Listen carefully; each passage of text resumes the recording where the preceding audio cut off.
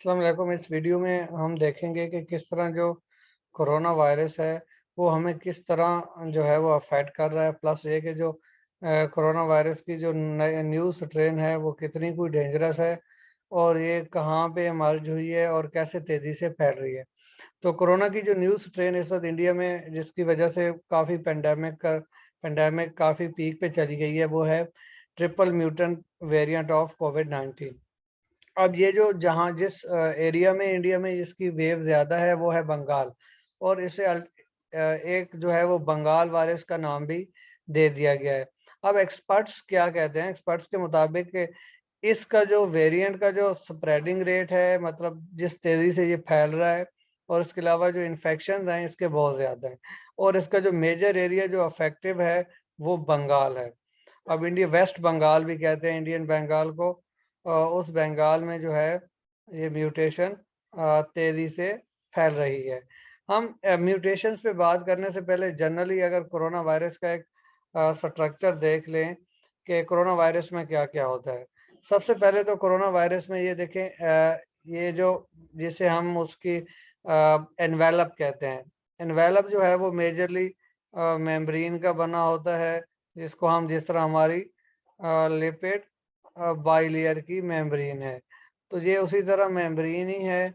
उसके अलावा इस मेम्ब्रेन के अंदर ना कई प्रोटीन्स लगी होती हैं जिनको हम स्काई प्रोटीन्स का नाम भी देते हैं, जैसे कि spike glycoprotein, spike glycoprotein, envelope protein, E का नाम दिया गया है, या हम इसको एम का नाम भी दिया गया है, या इवन इसे एन का नाम भी दिया गया है। ये न्यूक्लियो प्रोटीन को एन का नाम दिया गया है, और उसके अलावा इसका जो जीनोम होता है वो आरएनए होता है। अब ये एक किस्म का आप कह सकते हैं कि ये जो वायरस है ये आरएनए वायरस है।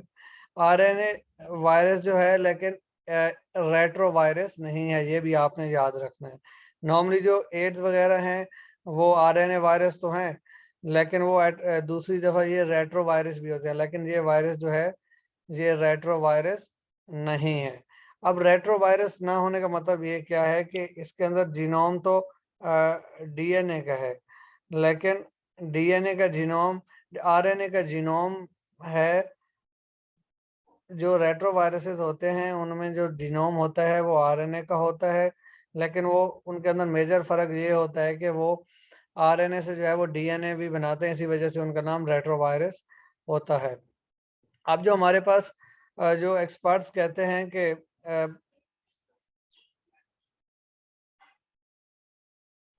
वो कहते हैं कि अल्टीमेटली हम इन पे जो है वो कमेंट नहीं करते एक्सपर्ट्स के वैक्सीन पे इस वायरस का क्या असर है एज़ सच, लेकिन उनके नज़दीक जो है इसमें जो मेजर म्यूटेशन है इस वायरस के अंदर वो है वेरिएशन जो है वो E48 484 के की जो म्यूटेशन है उस पे बहस करते हैं, और ये म्यूटेशन जो है यही कंसर्न है इस चीज़ की।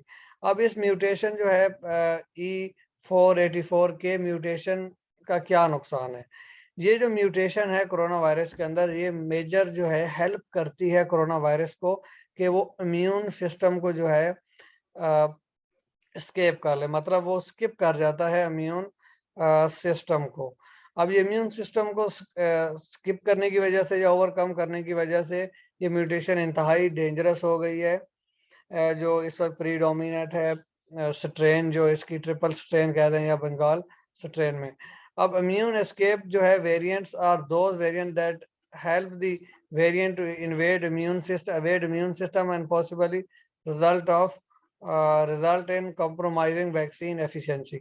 अब इसकी वजह से नुकसान यह है कि लेट्स से कि अगर तो वैक्सीन में इस प्रोटीन को यूज़ किया गया है तो उसका डेंजर ये होगा कि इम्यून सिस्टम पे ना वैक्सीन का कोई असर नहीं होगा। अब वैक्सीन क्योंकि ये जो है इम्यून ये जो है नया वायरस जो है उसके अंदर तो ये प्रोटीन होगी नहीं, वो तो म्यूटेशन कर चुकी है, और म्यूटेशन की वजह से वो इम्यून सिस्टम को क्या कर सकते हैं, ईज़िली अफ़ेक्ट कर सकते हैं।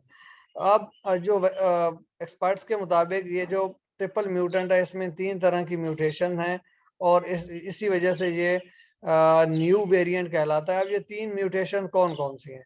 इन 3 म्यूटेशंस में जो सबसे पहली म्यूटेशन है वो है कि deletion and 2 changes in spike protein.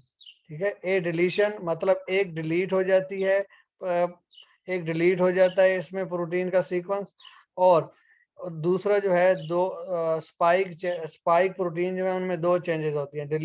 Deletion कौन सी होती है? H146 और Y145 जो है इसके अंदर डिलीट हो जाता है। अब उसके अलावा म्यूटेशन किन प्रोटीन में होती हैं, जिनमें से एक को हम ऑलरेडी डिस्कस कर चुके हैं। म्यूटेशन में E484 के और D614G जो है स्पाइक प्रोटीन, इनमें क्या आ जाती है? म्यूटेशन हो जाती है, और बाकी जो 2 प्रोटीन हैं उनमें डिलीशन आ जाती है। इसी वजह से इन्हें ट्रिपल म्यूटेंट और बंगाल म्यूटेंट भी कहा जाता है। अब जो ट्रिपल म्यूटेंट है ये कहाँ से आया? ये triple mutant is the second lineage of SARS COVID जो वायरस है, उसकी जो सेकंड लीनेज है उससे ओरिजिनेट हुआ है, और ये सबसे पहले जो है इंडिया में आइडेंटिफाई हुआ है, और इसको B1.618 भी कहा जा रहा है, क्योंकि ये बंगाल में सर्कुलेट हो रहा है।